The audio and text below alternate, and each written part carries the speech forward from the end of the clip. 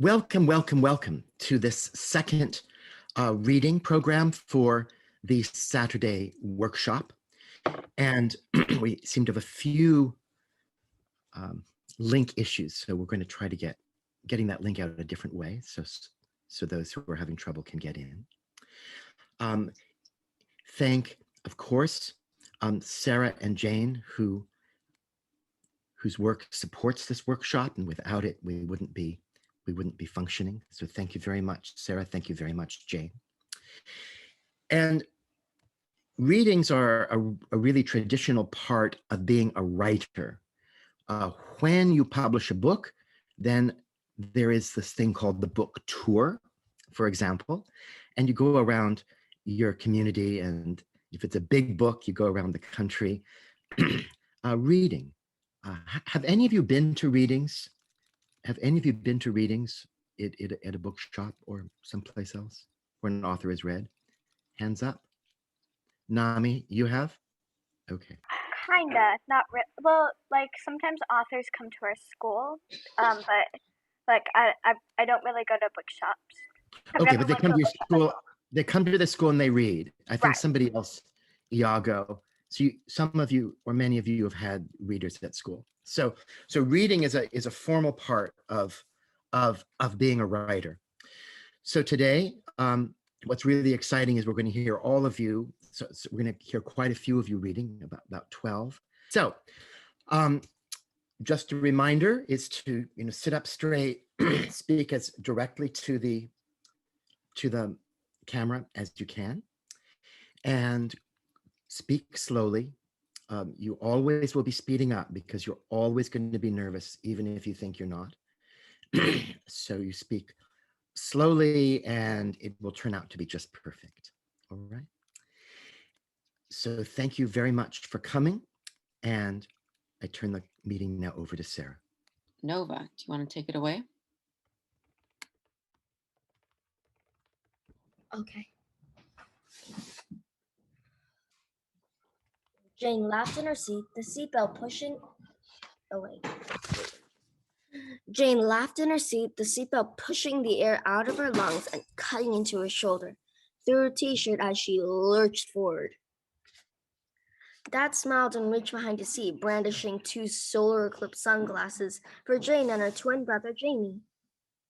An hour later, they arrived in Tokyo, Japan.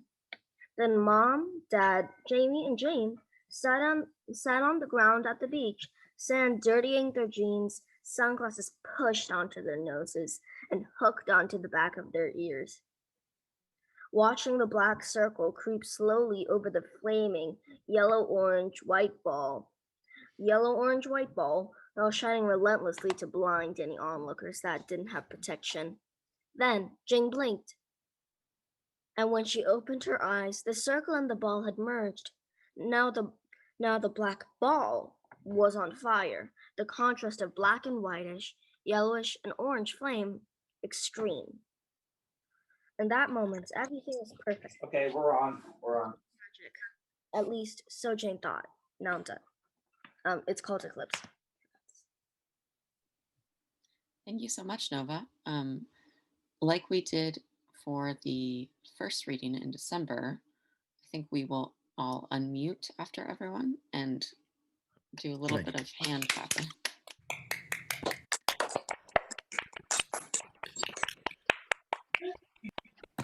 All right.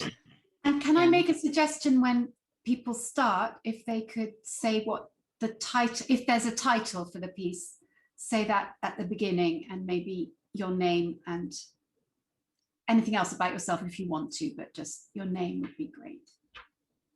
And maybe which workshop you wrote it in if you want to. That's a great idea. Yes.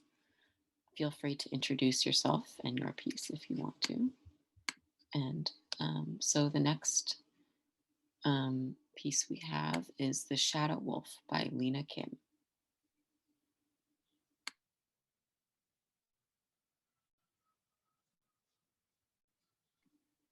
Is Lena here?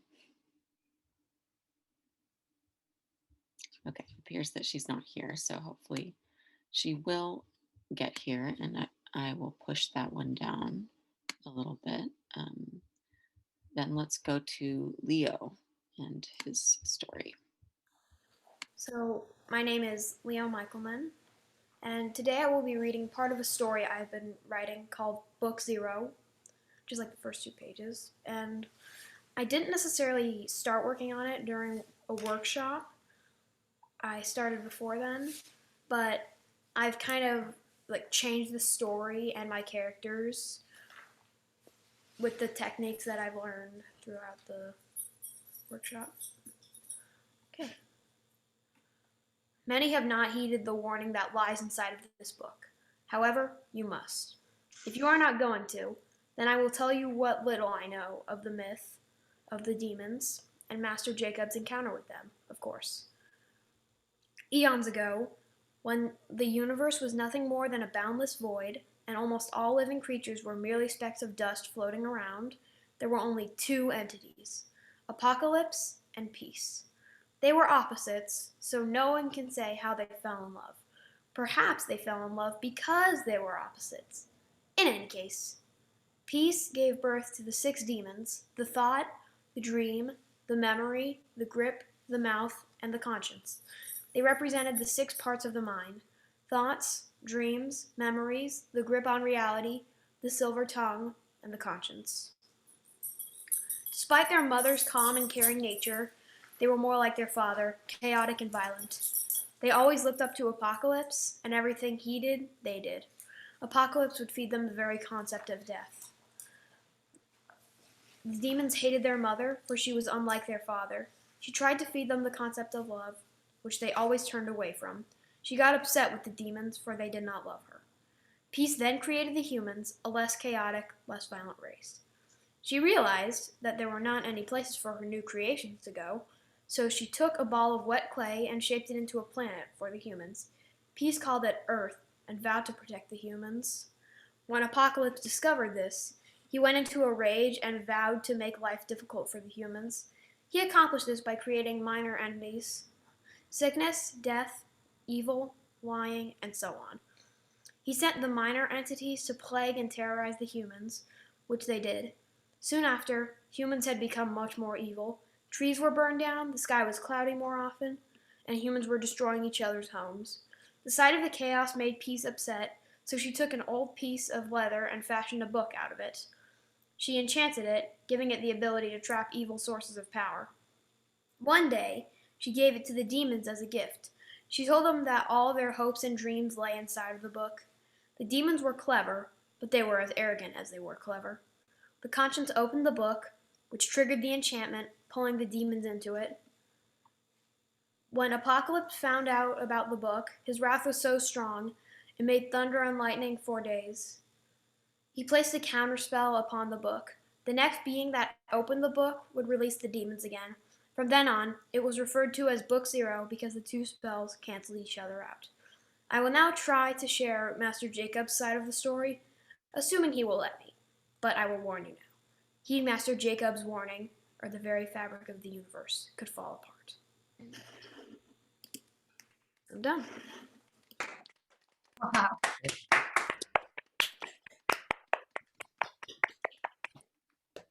All right, thank you so much, Leo. Next up, we have Perry reading Heart and Brain. So I'm Perry Gordon. I'm 11. I live in Los Angeles, California. And the story I'm about to read, Heart and Brain, I wrote at the Magical Realism Workshop. I sat at my plain wooden desk and waited for the lunch bell to ring. I didn't know how to answer the test question, and unless I cheated, I never would. I stared stubbornly at the white-tiled classroom floor. I am not going to cheat, I vowed silently. How much guilt would I feel if I did? Oh, but it would be so easy. The smartest kid in the class, if not 8th grade, if not the school, was my desk partner, and she was off sharpening her constantly in use pencil. Her test was not being guarded at all, and it was right next to me. And if I didn't do well on this test, getting grounded for a week would be right around the corner. It was the logical thing to do, right?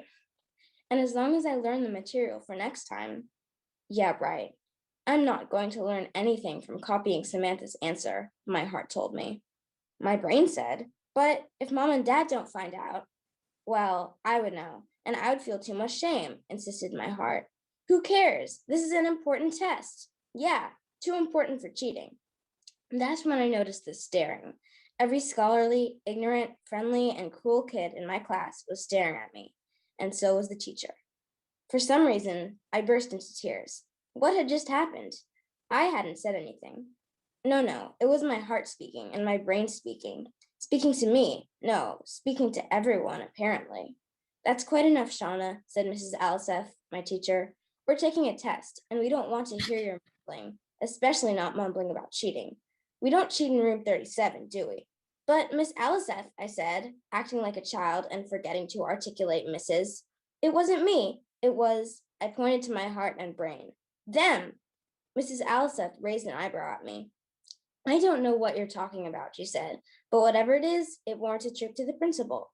I groaned, then smacked the skin that covered my loudmouth heart and brain, but that hurt as much as the pain of this huge embarrassment, so I stopped. The principal, Mrs. Dromeda, greeted me with a stern look. Please state the reason you're here. Mrs. Aliseth sent me, I said, taking deep breaths to regain my composure. Though I had managed to get out Mrs., I was still a teary mess. My brain wanted to cheat, and my heart didn't, and they were arguing, and everyone heard, I blubbered. I expected Mrs. Dromeda to be confused, but she wasn't. Oh, she mused, giving me a knowing look. That happened to me when I was your age. You're dismissed. But please, she gave me a twisted smile. Don't cheat. I frowned. Yes, Mrs. Dromeda, I said. Then I left the office as quickly as I could.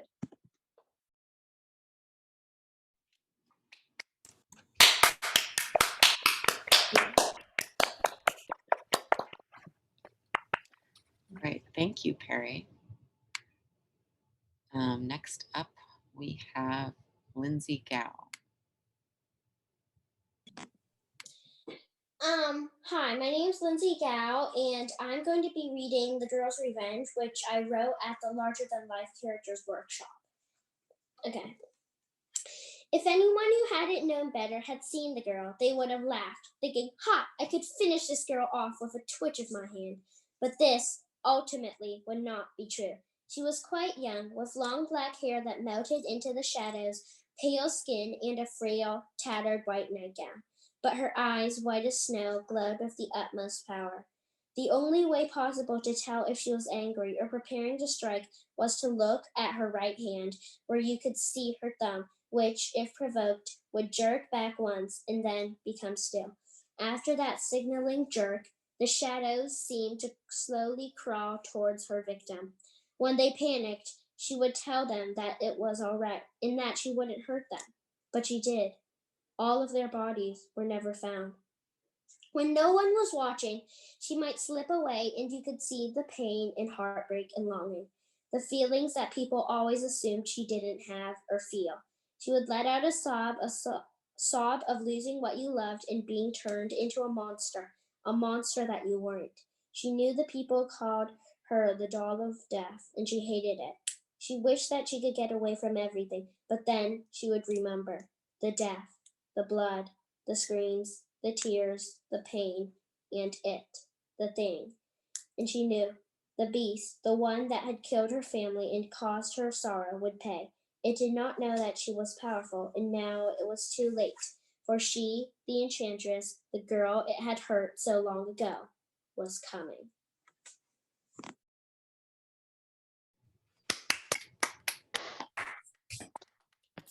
There it is. All right. Thanks so much, Lindsay. Next up on the list, and I'm going off of the Google Doc right now, is Nami. Okay, so my book's called Memory Loss. I think that I think it was in the questions workshop because I remember I titled the Word document questions, but that's all I know. But yeah. So anyways, he walked with a stride so large, he was as quiet as a mouse. So I didn't run when he came because I did not realize that he was there. I felt a hand on my shoulder. I spun around. The man stared at me, his green eye twinkling like emeralds. His mouth twitched, and his long black cloak swayed in the wind. His pale skin glittered, and when he turned away, I saw that he had a long cat's tail. I knew this man. I did. But I couldn't place a finger on who he was. I couldn't place a finger on anything. I tried to think of my name, but I couldn't remember it. I tried to think of my life, but I couldn't. I realized suddenly that I couldn't feel anything. It was like my nerves stopped working. I knew that I needed a mirror. Who was I? Who was that man? Where was I? What did I look like? I looked down at my hand. They were gray and looked as hard as stone. Was I wearing gloves? These were very interesting gloves. What were gloves? Why didn't I know what gloves were? Were they things you put on your feet? Were the things on your feet called socks? What were socks?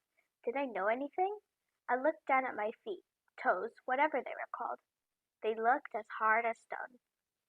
I reached down to touch them, but found that my body wouldn't bend. What was my body? I was losing memory quickly. What was memory? What was it, a beam of light that told you things? Was it a sign of hope? Destiny? What was hope and destiny? I began to feel very depressed. Dark thoughts took over my head. Would I be able to get out of here? Where was I? I tried to move, but then I realized I'd been turned into stone. What was stone? How much time had passed? What was time? Questions swarmed in my head. Soon my eyes began to close. Or maybe they were open.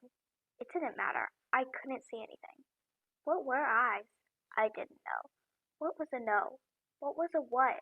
What was an What was a... And then, yeah, that's the end. Beautiful.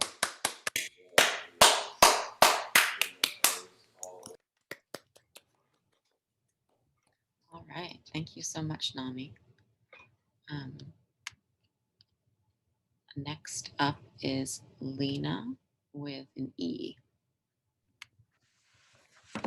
My name is Lena Aloisi. I'm 11 years old. I'm from Harvard, Massachusetts, and I'm going to be reading my piece, Nothing But Black. I wrote it at the Emerging From workshop. Nothing but black. There he stood, amongst a barren, desolate landscape, the drab expanse of dust staining his boots a rusty red. There he stood, watching the earth, just a speck of blue in the distance, disappear out of his view, fading away sliver by sliver until there was nothing but black. Nothing but black. Black and crumbling like the dirt in his mother's garden. She had taken such joy in sowing those seeds, sprinkling them with water each day, beaming with pride as she harvested their fruits. They had all laughed when she entered through the screen door, panting, jeans caked in mud and filth streaked across every inch of her weary body. Why put so much effort into tending these crops, when the supermarket down the street sold all that and more? Their smirks were wiped off their faces when she presented a bubbling pot of vegetable stew, undoubtedly the best thing any of them had tasted. Black like his bedroom in the dead of night, long after she flicked the switch, and he huddled under his covers, snug and secure. Savory aromas lingered in the kitchen downstairs. The television turned to a faint murmur. The silence filled with conversation, laughter, light debate.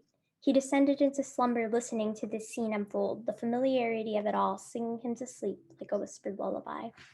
Black like the sidewalk pavement that he and his brother had walked down, barefoot, one blistering summer afternoon. They were headed to the playground, ice cream money safe in their shorts pockets, mild plastered on their grubby faces.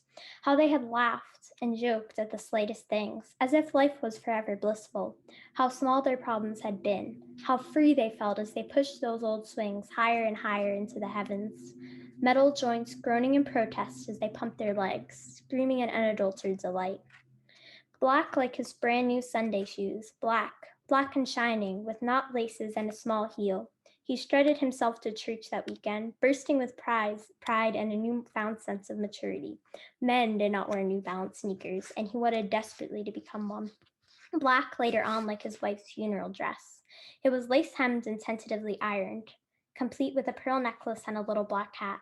She had only worn it a handful of times, a handful of dreadful times. Tears dried into the baby smooth satin, and everything about that dress seemed to play into the idea of death itself. It stood out amongst her garish wardrobe, a mess of colorful dresses, funky t-shirts. Beneath his helmet, droplets of perspiration formed above his brow as he imagined her sliding into it and approaching his own tombstone, tears once again sliding down her perfect cheeks as she remembered that only dirt lay beneath. His body would be lost to the universe, never again gazed upon by the eyes of man. Black like the hatch of his spaceship as they closed it behind them, removing their suits and leaving this useless, arid planet. Disappointment clawing away at a corner of their hearts. He had tried to scream, tried to run to them, but the crew was so large and the captain so incompetent they had left him behind, and he had been thrown back by the force of the thrusters igniting. Now he was here, feeling the planet spin in the clutches of gravity, and the tears fog his helmet. What could he have done better? He could have screamed louder, ran faster, said a more heartfelt goodbye to his beloved before lowering himself into the capsule. He could have stopped in the hectic struggle of daily life to reflect on what really mattered, not insurance, nor jobs, nor football, not wealth, nor fame, nor triumph. All this time he had been pursuing not dreams, but nightmares. All this time he had been so focused on the destination that he had forgotten to enjoy the journey. But now it was too late. Too late. He thought of the sons and daughters he would never have, of the world that would continue in its slow orbit and consistent traditions, of all the people left behind on the insignificant speck.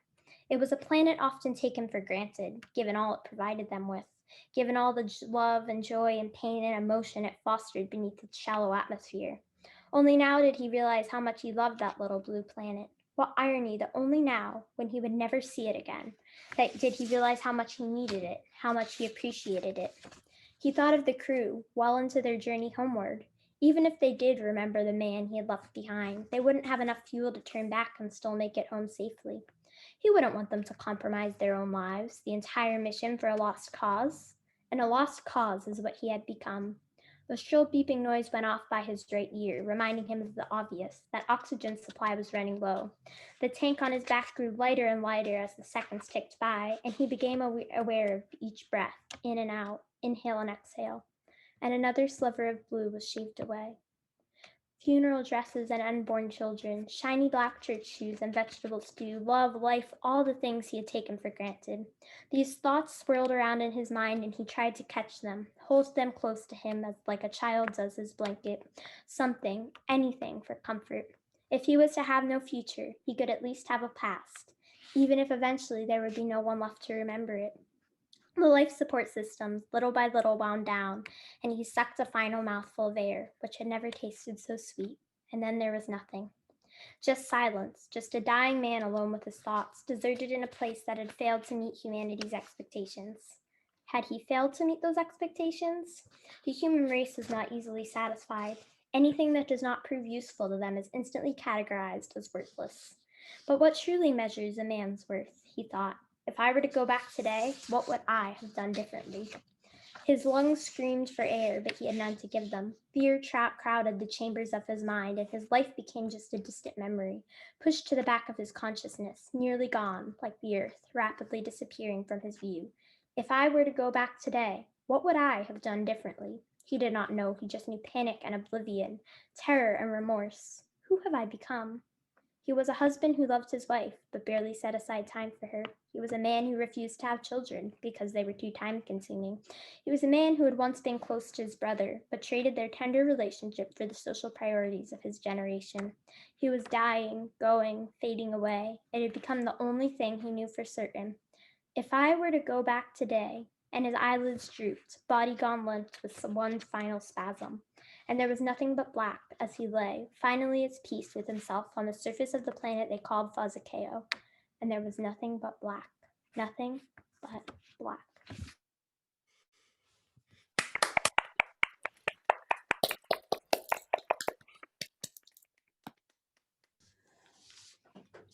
Wow. Well, thank you so much, Lena. Next up in the reading order, we have Iago reading a poem. Hello, my name is Iago, and my poem is Sunset. Dust storms wander crimson ground, wafting loose dirt from arid land, launching slight particles and suspending them in the air. Clouds form around the specks, like birds in V formation, shielding the rover from the Martian sun on its journey across Jezero crater. The rover's treads crunch through rust-colored soil, propelling it on a pre-calculated path, titanium glinting on shimmering sand. Along the rover's trek, its drill pierces untouched earth, industriously collecting sparkling mementos of alien terrain. Its mechanical brain cannot conceive how the data it compiles will enlighten human knowledge about the universe. The sun sets on the Martian horizon, and two tiny moons glow in the night sky. The rover records the moment, shining quietly in the dark.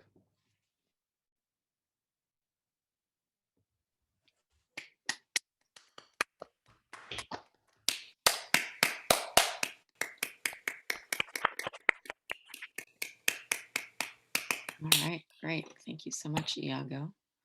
A few space-themed ones there. So next up, let's go to Sierra Elman reading Fox Girl.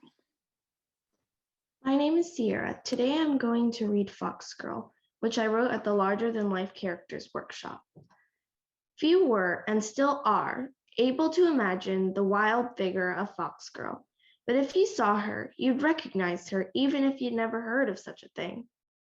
For Fox Girl lived in a faraway town, Ivywood, hundreds of thousands of miles from any large cities.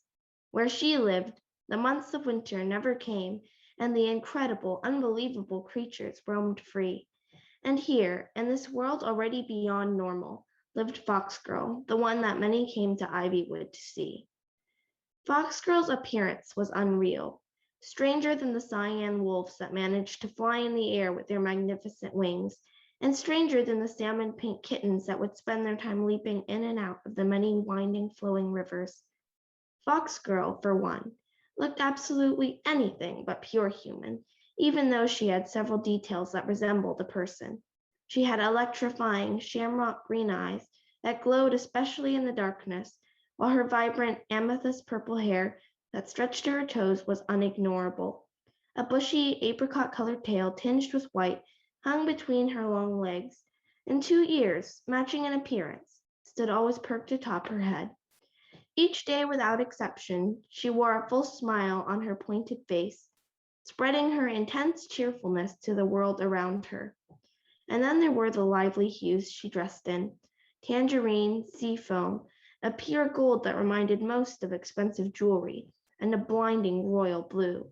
Her perfection, her purposeful tread that left round footprints behind her, drew so many to Ivywood. Fox Girl was one to watch, one to wait hours, days, months, years to see. Many say Ivywood is just a myth told to put young children to sleep at night. But if you question me, I'll always say the same. Ivywood exists, and Fox Girl does too. Why wouldn't they?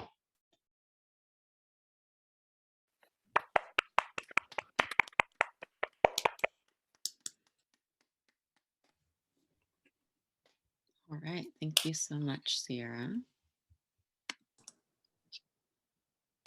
Next up, we will have Liam reading Pedestrians. Hi, my name is Liam Hancock, and the piece I'm going to be reading today is called Pedestrians, and I wrote this in the veering workshop, I believe. I sat on the porch where I always sit, wringing sweat from my hands and squinting through the shimmery hot air. Across the street, Miss Reynolds scurried around her front yard in a frilly sun hat, undaunted by the suffocating heat and painted like a tribal warrior, sunscreen unceremoniously streaked across her shriveled old skin. Above the both of us, a clear day was speckled with wisps for clouds, and the sun spread its warm embrace across the blue sky like something straight out of the Toy Story intro credits. From a distance, I could briefly make out the deafening rumble of the trucks as they passed by, their tail ends dragging across the gravel, stereos blasting with hard rock that shook our windows, drivers screeching, whooping, laughing as they went along. Miss Reynolds only briefly acknowledged the din with a deep scowl that spread fault lines of wrinkles across her face before returning to her garden with a new urgency. She crossed the crinkled brown grass quickly on shaky legs, water swishing from her can and gathering in brown puddles as she went, ripping through stands of poppies and rosemary bushes that I knew she'd been fostering for years, decades even. At her age, centuries weren't out of the question. Miss Reynolds, I called questioningly. What's, you okay over there? Alarmed, her gray eyes shot up from beneath the brim of her gardening hat, searching my face as if she'd forgotten I was there. Young'un, she cursed under her breath. No sooner did she resume her frantic disassembly of the front garden. Young'uns and their gunsons and these trucksons. Nobody's got my flowers, you see. Remember that, kid. Remember it when they come. I bit my lip, leaning further back on my palms. I think it's better if you head back inside, I urged her. Cool down a bit. Gunsons and trucksons, she chanted. It becomes some sort of disjointed kind of song. They's a big uns and small uns, childsons and wildsons. I was just about ready to get up and call the dementia center, for the 6th time this month, of course, when the rumbling picked up again. I tilted my head, trying to decipher the skull-crushing music, through the jostling of the tires, through the scraping of bumpers along a low gravel road, through Miss Reynolds' mumbling, practically yelling now. The strangeness of it all finally worked some movement back into my stiff legs. I stumbled to my feet and tripped down the shallow front steps. Now, the noxious fumes of gas and exhaust were sharp and heavy over the street. Above us, the wisps of clouds, which hadn't changed one bit, looked somehow different to me. Those aren't clouds, I whispered to myself, panic fluttering in my chest. It's smoke, Miss Reynolds growled, having appeared, pressed up against the picket fence, with a bundle of flowers and weeds tucked under her arm. She had no more time to explain before the sound of booming punk rocks broke our hazy stillness, and a fleet of heavy-set trucks swerved through the tree line. Terrified, my gaze flew up to that plain, clear Toy Story sky, indifferently gleaming far above the grumbling engines and blasting rock music, and somehow still beautiful despite how little it cared if I lived or died.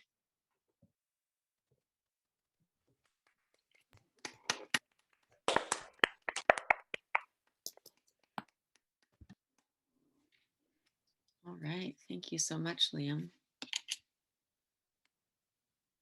Next up, we have, I've changed the order a little bit since we had some trouble with getting in. We're going to go back to Lena Kim now, and she will read The Shadow Wolf. I'm Lena. I'm going to read The Shadow Wolf. I sigh. Summer is so hot in Florida that I think I'll burn into a pile of ashes. It's not as hot in Massachusetts, where I used to live. I peer at a squirrel scurrying by. Since I have nothing else to do, I follow it. It races across the sidewalk and rushes into the Everglades. I pause. No one will notice if I'm gone. I have no family. I step in after the squirrel.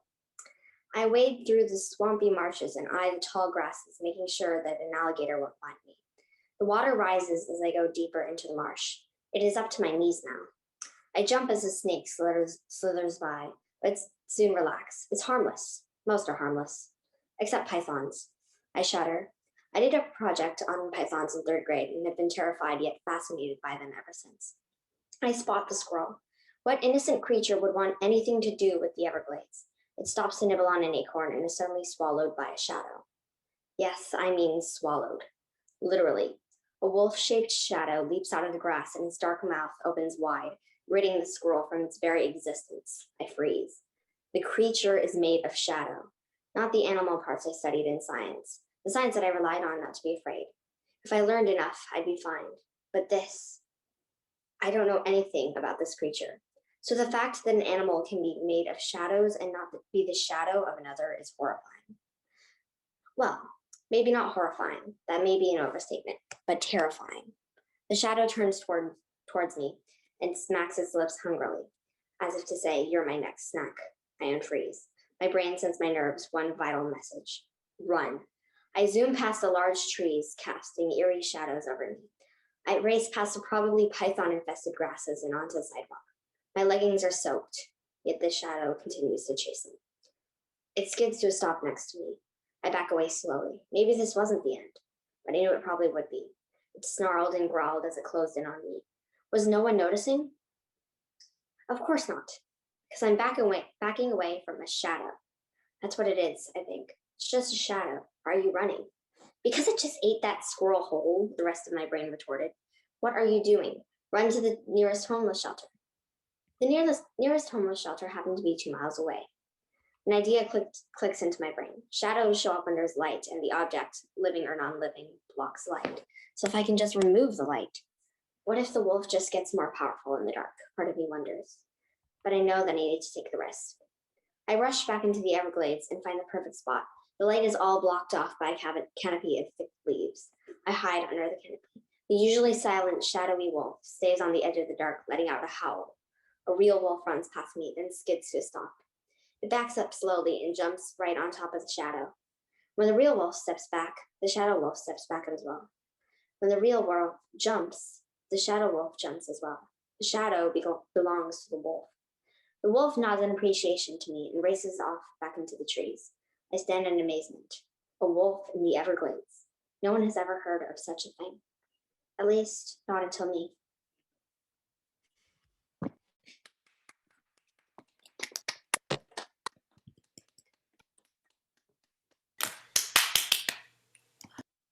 All right. Thank you so much, Lena. So glad we could hear your piece. Sorry again to everyone about the logging in problems. But we will now continue our program, and next up we will have Rachel reading her piece.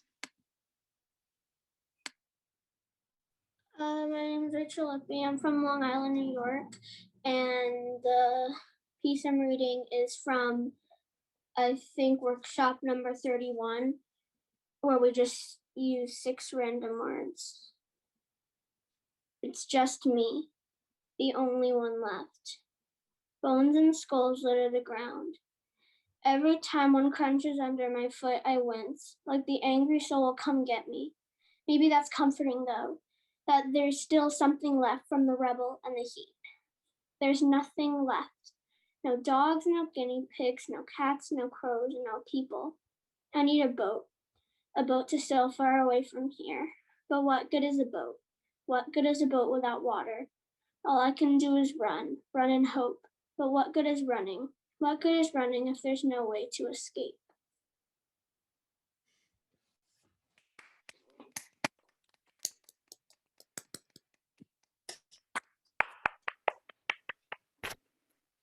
All right, great. Thank you so much, Rachel. Next up, we have Annie reading her story. Hi, my name is Annie, and this is called The Finish Line. I wrote it in the Anti-Hero workshop. Dad always parks his car way on the other side of the street, past the black asphalt and closer to the row of violet flowers that lay in a neighbor's fence. An unlucky neighbor, probably, to have only been able to snag a home right next to the busiest street in the neighborhood. The one that loops past the old bus stop stained with graffiti, and under the bridge and the train Mom never lets me take. It's unsafe, she always says. Too many people. Too many bad people. Did you know there was a kid who went missing last Friday? Did you know that on Thursday there was a shooting across the street right at Target? That Target? Yes, that Target. The one I bought glue from last Tuesday? Yes, last Tuesday. That Target. It's not safe enough, Isla. It's not safe enough. When we were little, my brother Max and I always raced to the car to see who'd get there first. He'd take one path, I'd take the other, and we'd meet up, panting, by the pot of purple flowers. Then, sometimes in the winter, the car window would be all fogged up. Back then, I used to think fairies brought the dew overnight, and usually it'd clear up by noon. When I got to the car first, I'd squeak my finger over the cold glass, drawing a smiley face in the car window, but my smile would be even bigger than the one on the window when Max reached me, panting, his eyes wide with mock fury. I always took the left path. It was my path. Never mind that I usually lost. But one day, Max wanted a change. Take right, he hissed. No, I protested. I get left. He glared at me. It's not fair. You always get left. Too bad, I replied, running to the left. Suddenly, Dad appeared. Let Max take left, he said sternly to me, and I groaned, trudging reluctantly to the right. Ready, set, go, Max screamed from the other end. I started running, catching the wind before losing it again. I could see my hand-me-down sneakers hitting the pavement. My shoelaces got tangled and untied, but I didn't care. I had to win. Suddenly, I found myself running almost headlong into an old woman. She opened her mouth. I stood there impatiently, trying to get around her, but she took up the entirety of the narrow walkway. Are you lost? She asked in a kind voice. I didn't care how kind her voice was. She was in my way. I had to go. I had to win. Are you lost? She repeated. My mind was still racing around her. You're in my way, I yelled quickly, feeling guilty but running past her nonetheless, as she moved to the right slightly. I lost to Max that day. I was mad. All I ever wanted was to win. I saw the old woman again every so often. She lived just a few houses down from us. I felt bad when I saw her, so I avoided her.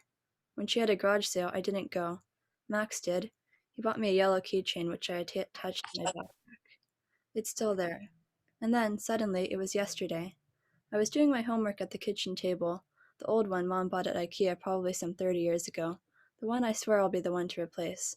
So I was doing my homework, and I was stuck on the same problem for way too long. The numbers sort of blurred before my eyes. I was mad because I couldn't get it. So all I was really thinking was mad, while I stared at the textbook, when suddenly I looked up and saw a flash of red and yellow from the parking lot. I went over to the screen door, slid it open. I could hear the street, cars rushing closer. But there were voices. I walked out. The lights, it was an ambulance. I'd never seen one up close like this before. I stood, enthralled, until I saw the ambulance guys run into a house. A house. It was that house, her house. The one with the yellow on the outside, the ugly cactus shells grinning absurdly through the window. I gasped. It was her. Her in the stretcher, the old woman. I didn't even know her name.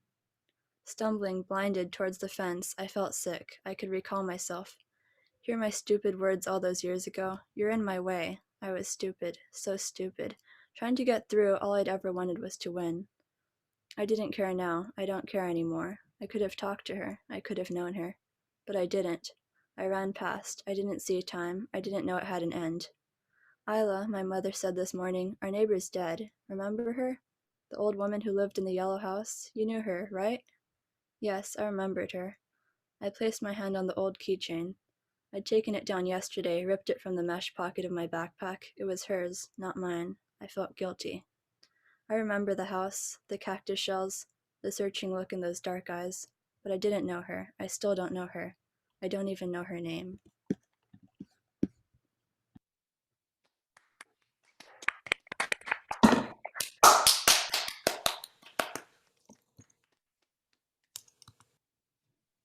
All right, thank you so much, Annie. We are going to finish up the reading today, unless I've forgotten someone, and please let me know in the comments if I have. But I believe that Anya is the last reading that we have today. So go ahead, Anya. Yeah, I'm Anya. I'm 14. I live in Massachusetts, and I'm going to read a poem called What And Is. And, what is and? And is between, even though is between, and. And is walking and talking, and is cause and effect, and is so and so. It isn't its own. You don't say and by itself, because it is the link through which everything goes. And is falling and falling through the ground, and lights glaring, and a dragon rearing its head, and then waking up in a flash and realizing it was all a dream. And is family, aunts and uncles and cousins and grandparents, and vacation and food and avocado brownies, and every single thing that makes up a minuscule moment of life. And is when a little kid keeps on telling a story, and then this, and then that, until you are exhausted, but the ands and the twists and the turns just keep coming.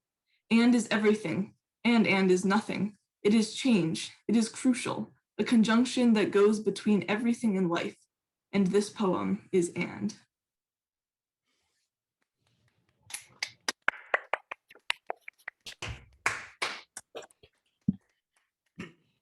Well, thank you, Anya. Thank all of you. You know, normally in a writing class, there'll be, you know, one or two, you know, better writers. You'd say, wow, those two, they're really good. Maybe this third one.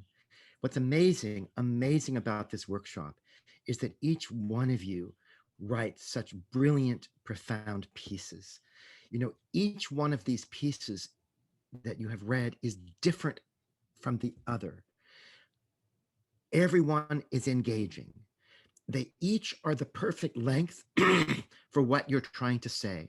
So there's some that are really long.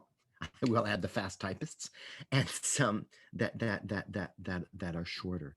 But long, short, in between, that's not the measure of what makes a great story. It's that you mean what you say, and you say what you mean, and that you explore ideas, place, character, and bring us all, the readers and the listeners, to a new place, a place that didn't exist before.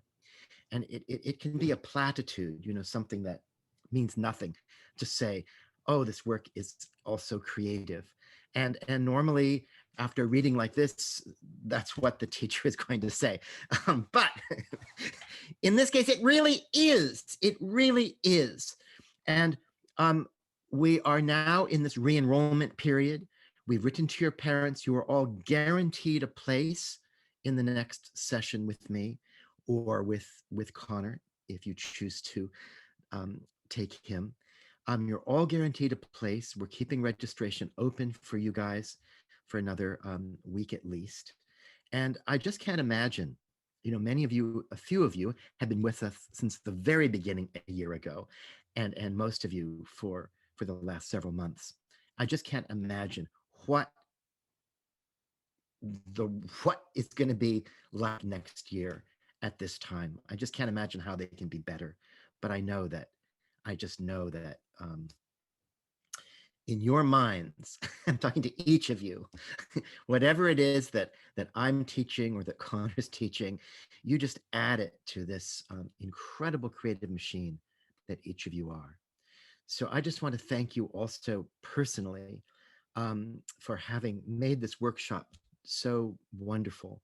You know, I've been doing Stone Soup for almost 50 years. It's like 48 years. I'm getting tears in my eyes. And I just have never, ever, ever found it so rewarding. And it's really from you. So thank you very, very much. I'm going to leave the room open. If you want to get something to drink or to eat, please do. And we'll chat with each other. We can take everybody off mute. So let's right now do that. Let's get everybody off mute and have really a proper round of applause for everybody, and for this, for those who've read, and for those who haven't read, and that's it. So thank you so much. Let's clap for everybody.